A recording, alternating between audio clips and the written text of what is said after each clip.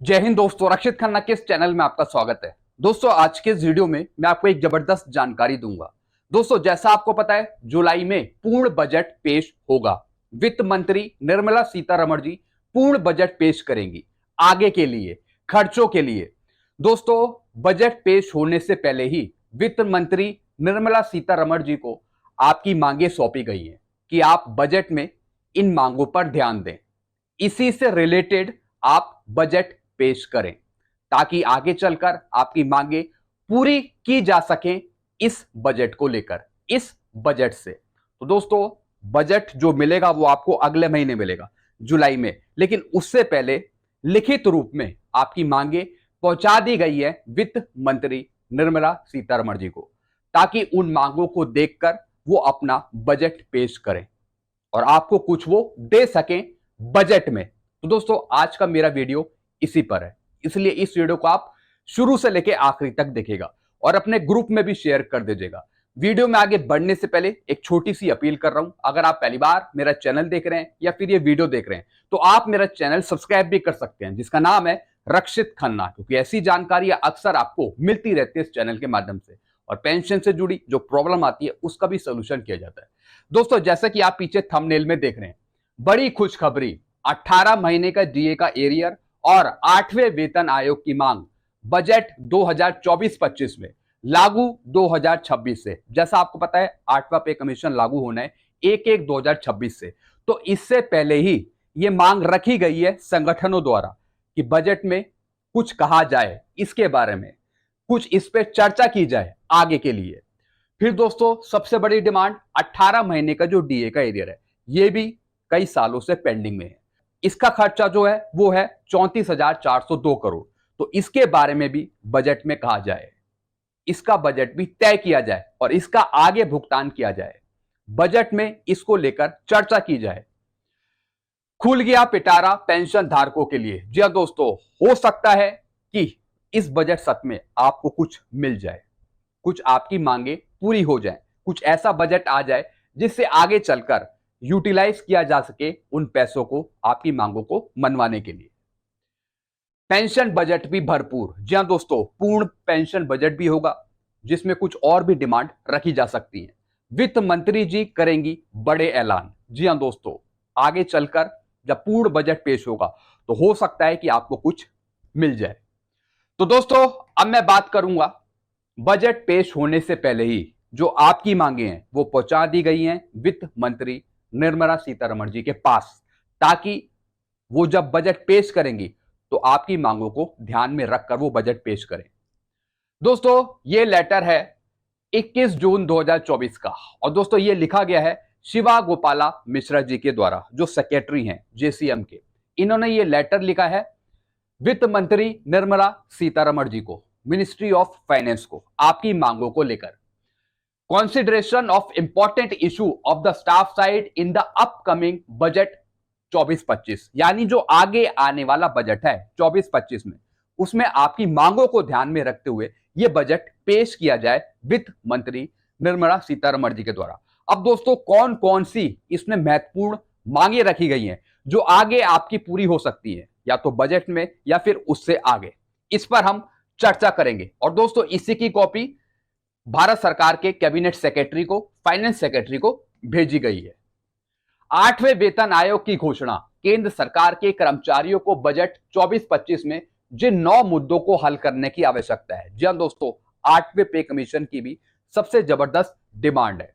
और भी दोस्तों 9 मुद्दे हैं जो बजट सत्र में उठाए जा सकते हैं।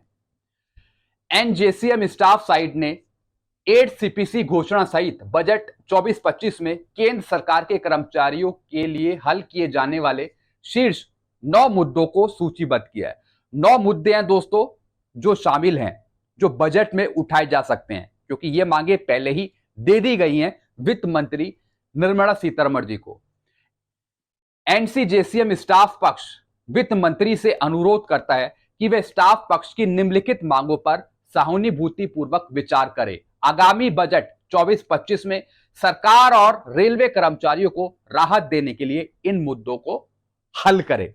अब दोस्तों, कौन कौन से ये मुद्दे हैं वो मैं आपको एक बार समझा देता हूं। जैसे 8वें पे कमीशन का गठन करना, पुरानी पेंशन में संशोधन करना, 8वें वेतन आयोग की घोषणा, पेंशन के कम्यूटेशन की बहाली, जो 15 साल का पीरियड है उसे कम किया जाए, आयकर स्लैब में संशोधन, जो इनकम टैक्स का जो स्लैब है उसमें संशोधन किया जाए, पेंशन भोगियों को आयकर में छूट, कर्मचारियों को पेंशनर्स को चिकित्साएं सुविधाएं मिले, होम लोन पुनः प्राप्ति की पद्धति। एनजेसीएम स्टाफ का वित्त मंत्री को लिखा गया पत्र अब दोस्तों मैं आपको समझाने जा रहा हूं। और दोस्तों इसी में कहीं ना कहीं 18 महीने का जो डीए का एरियर है उसकी मांग भी शामिल है। दोस्तों ये लेटर है 21 जून 2024 का, जो लिखा गया है एनसीजेसीएम स्टाफ की तरफ से श्रीमती निर्मला सीतारमण जी को। आगामी बजट 24-25 में कर्मचारी पक्ष के महत्वपूर्ण मुद्दों पर विचार, यानी जो बजट आने वाला है उसमें मांगों पर विचार किया जा सके, कुछ ऐसा बजट दिया जा सके ताकि आपको कुछ मिल सके। सबसे पहले दोस्तों है यहां पे पुरानी पेंशन योजना, पुरानी पेंशन योजना बहाल की जाए, क्योंकि यह मामला सामाजिक सुरक्षा का मामला है। 1/1/2004 से नई पेंशन प्रणाली एनपीएस लागू होने से उनके परिवार में असुरक्षा का माहौल पैदा हो गया है। जी हां दोस्तों, पुरानी ओल्ड पेंशन स्कीम दी जाए। आपको पता है जो 1/1/2004 के बाद आए हैं उनको एनपीएस में ढाल दिया, एनपीएस दे दिया, लेकिन दोस्तों उनको भी यहां पे ओल्ड पेंशन स्कीम देनी चाहिए, क्योंकि एनपीएस में यहां पे कोई फायदा नहीं है। तो पुरानी पेंशन बहाली की यहां पे डिमांड करी गई है कि बजट में इसके बारे में कुछ चर्चा हो। फिर दोस्तों 8 सीपीसी का गठन, 8वें पे कमीशन का गठन, 7वां वेतन आयोग 1/1/2016 से लागू किया था तथा पिछले अभ्यास के अनुसार वेतन आयोग हर 10 वर्ष में लागू किया जाता है। जैसा आपको पता है हर एक 10 साल बाद आपको नया पे कमीशन मिलता है। चूंकि डीए तत्व 50% को पार कर गया है, आपका डीए डीआरबी 50% क्रॉस कर गया है, इसलिए वर्तमान स्थिति और मुद्रास्फीति के आधार पर वेतन मैट्रिक्स भत्ते पेंशन लाभ को संशोधित करने की तत्काल आवश्यकता है। जो इन्फ्लेशन रेट है, जो मुद्रास्फीति दर है, वो भी कहीं ना कहीं यहाँ पे बढ़ रही है, इसलिए वर्तमान स्थिति को देखते हुए यहाँ पे पेंशन रिवाइज करना, पे रिवाइज करना जरूरी हो गया है। इसलिए नया पे कमीशन आना बहुत जरूरी है। कर्मचारी पक्ष मांग करता है कि 8वें केंद्रीय वेतन आयोग पर तुरंत विचार किया जाए ताकि गहन अध्ययन विश्लेषण के बाद 1/1/2026 से सिफारिशों को लागू किया जा सके। 1/1/2026 से पहले तैयारी की जाए 8वें वेतन आयोग की, ताकि समय पर हमें 8वां वेतन आयोग मिल जाए और कठिनाइयों का सामना हमें ना करना पड़े। जो वित्तीय कठिनाइयां है, इकोनॉमी प्रॉब्लम है, वो हमें फेस ना करना पड़े। फिर दोस्तों कर्मचारी लाभ निधि, भारतीय रेलवे में प्रति व्यक्ति अंशदान में वृद्धि। भारतीय रेलवे द्वारा 1 अप्रैल को स्टाफ बेनिफिट फंड के लिए प्रति व्यक्ति 800 रुपए का वार्षिक अनुदान दिया जाता है। 1/4/2014 से प्रति व्यक्ति अंशदान को बढ़ाकर 800 रुपए कर दिया गया है। जी हां दोस्तों, कुछ अंशदान अनुदान बढ़ाने की बात यहां पे कही गई है कि इसमें भी कुछ कहा जाए बजट सत्र में अंशदान अनुदान बढ़ाने के लिए, ताकि खर्चों को पूरा किया जा सके। फिर दोस्तों यहां पर पेंशन के कम्यूटेशन की बहाली 15 साल से घटाकर यहां पे 10 साल 12 साल किया जाए, क्योंकि जो अभी इंटरेस्ट रेट चल रहा है वो 12% से बहुत कम चल रहा है। तो पेंशन के कम्यूटेशन की बहाली यहां पे की जाए, 15 वर्ष को हटाकर 12 वर्ष किया जाए। फिर दोस्तों आयकर स्लैब, टैक्स स्लैब जो है, सभी केंद्रीय सरकारी कर्मचारी आयकर स्लैब के अंतर्गत आते हैं और वे वित्तीय संकट का सामना करने के बावजूद इसका भुगतान कर रहे हैं। ज्यादा टैक्स वो कहीं ना कहीं दे रहे हैं गवर्नमेंट को। तो दोस्तों जो टैक्स है उसमें थोड़ा चेंज किया जाए। कर्मचारी पक्ष से अनुरोध है कि कर्मचारियों को राहत प्रदान करने के लिए आयकर स्लैब को युक्ति संगत बनाया जाए। कर्मचारियों को बचत करने के लिए प्रोत्साहित करने के लिए आयकर ढांचे में मानक कटौती की जाए, यानी जो टैक्स ज्यादा बन रहा है उसे कम किया जाए। कुछ ऐसा ढांचा बनाया जाए जिससे कर्मचारियों को, पेंशनर को नुकसान ना हो टैक्स देते वक्त। धारा 88C के तहत कटौती और अन्य छूट भी प्रदान की जानी चाहिए, यानी जो छूट है टैक्स में वो और बढ़ाई जाए, जैसे कि 88C के तहत। और दोस्तों अगर ऐसा होता है तो होगा क्या, हमारे देश के विकास के लिए मेगा इंफ्रास्ट्रक्चर योजना का विस्तार करने में मदद मिलेगी। यानी जो टैक्स का पूरा सिस्टम है एक बार रिव्यू किया जाए, थोड़ा और चेंज किया जाए, ताकि पेंशनर को, कर्मचारियों को कोई दिक्कत ना हो। फिर दोस्तों पेंशन भोगियों को आयकर में छूट, सेवानिवृत्ति पर पेंशन भोगियों को अंतिम वेतन का 50% मिलता है। अपनी आय बढ़ाने और आवश्यकताओं को पूरा करने के लिए वे अपनी सेवानिवृत्ति निधि को बैंक, एफडी या फिर अन्य निवेश साधनों में निवेश करते हैं।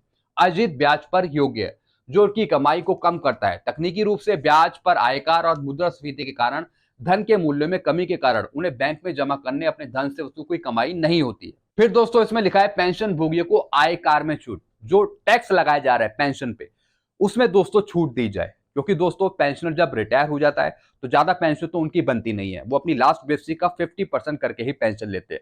लेकिन कई बार उनकी पेंशन में से भी टैक्स काटा जाता है, वो टैक्स जाता है भारत सरकार के खजाने में। तो दोस्तों पेंशन में टैक्स को छूट देने की बात करी गई है कि पेंशन पे टैक्स ना लिया जाए। फिर दोस्तों कर्मचारियों को चिकित्सा सुविधाएं, जो पेंशनर हो गए, कर्मचारी हो गए, उनको ठीक ढंग से मेडिकल सुविधाएं दी जाए। जो प्रॉब्लम्स हो रही हैं ईसीएचएस में, सीजीएचएस में, उनको यहां पे खत्म किया जाए। एक सही ट्रीटमेंट प्रोवाइड कराया जाए, सही दवाएं प्रोवाइड करवाई जाए सही टाइम पे।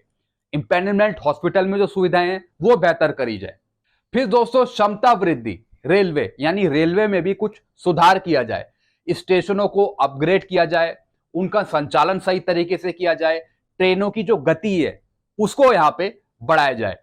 बढ़ी हुई सुरक्षा सुनिश्चित करने के लिए कवच को चरणबद्ध तरीके से अखिल भारतीय रेलवे पर लागू करना चाहिए। मुख्य स्टेशनों पर प्लेटफॉर्म को सही करा जाए। रेलवे में जितनी भी सुविधाएं हैं उनको यहां पे बेहतर बनाया जाए कर्मचारियों के लिए।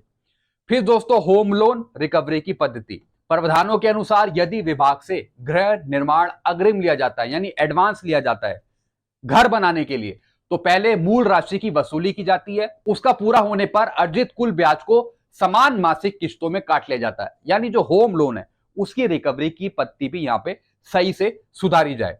फिर दोस्तों सबसे महत्वपूर्ण पॉइंट, 18 महीने का जो डीए का एरियर है उस पे यहां पे मंजूरी मिले। जो उसका खर्चा है 34,400 करोड़, उसको यहां पे अप्रूव करे वित्त मंत्री जी बजट सत्र में। इसका खर्चा जो है वो है 34,400 करोड़। तो दोस्तों इसे यहां पे रिलीज किया जाए कहीं ना कहीं बजट सत्र में, ऐसा संगठनों का कहना है। बिल्कुल दोस्तों, क्योंकि ये आप ही की राशि है, सरकार की राशि नहीं है, ये आप ही की राशि है, तो ये आपका हक है, आपको दिया जाना चाहिए। तो इसका जो खर्चा है वो उठाए यहां पे बजट में से रिलीज किया जाए और आगे चलकर आपको ये मिले। तो ऐसी मांग करी गई है कि आगे आने वाले बजट में 34,400 करोड़ की राशि यहां पे रिलीज करी जाए, इसकी अप्रूवल मिले। वित्त मंत्री से आगामी बजट सत्र के दौरान महंगाई भत्ते की रोकी गई तीनों किस्तों को जारी करने के फैसले पर पुनः विचार करने का आग्रह किया है। तो दोस्तों इसमें यह कहा गया है कि जो आगे आने वाला बजट है, जो पूर्ण बजट है, उसमें इस राशि का निपटारा किया जाए। ये राशि कर्मचारियों को, पेंशनरों को दी जाए इस बजट में। दोस्तों ये अच्छी डिमांड है, ये होना चाहिए, क्योंकि ये बजट एक पूर्ण बजट होगा, सब कुछ इसमें अलॉट होगा। तो ये राशि एक छोटी राशि है भारत सरकार के लिए। जब वो कहीं और खर्चा कर रही है, अधिक खर्चा कर रही है, तो इस राशि को निकालने में कोई दिक्कत नहीं होनी चाहिए और इस बजट में इस राशि को दिया जाए पेंशन को, कर्मचारियों को। फिर दोस्तों 8 सीपीसी की घोषणा पर विचार करें, यानी 18 महीने के डीए एरियर के साथ साथ जो 8 सीपीसी है उसकी घोषणा पर भी विचार करें। इसमें लिखा हुआ है, आपसे अनुरोध है कि कर्मचारी पक्ष की उपयुक्त मांगों पर सहानुभूतिपूर्वक विचार करें तथा आगामी बजट में, आने वाले बजट में सरकार एवं रेलवे कर्मचारियों को राहत प्रदान करने के लिए इन मुद्दों का समाधान करें, जो पेंशनर हो गए और जो कर्मचारी हो गए। आपसे एक अनुकूल कार्यवाही की उम्मीद है, क्योंकि ये मानवता के प्रति एक कार्य है जो सभी कर्मचारियों के मनोबल को बढ़ाएगा, पेंशनर के मनोबल को बढ़ाएगा और जो विश्वास है आपके प्रति वो बना रहेगा आगे के लिए। तो दोस्तों ये कुछ डिमांड थी जो पहले ही रखी जा चुकी है वित्त मंत्री जी के सामने, यानी जब वो अपना बजट पेश करेंगी अगले महीने तो इन मांगों पर वो ध्यान दें और इसी को देखते हुए वो अपना बजट दें, ताकि पेंशनर्स और कर्मचारी वो नाराज ना हो, उनकी मांगे भी पूरी हो सके बजट में। तो दोस्तों ये कुछ जानकारियां थी जो मैंने आपको समझाई। वीडियो आपको अच्छा लगता है वीडियो को लाइक करें और इस चैनल को सब्सक्राइब कर सकते हैं, क्योंकि ऐसी जानकारियां अक्सर आपको मिलती रहती हैं इस चैनल के माध्यम से। Thank you so much.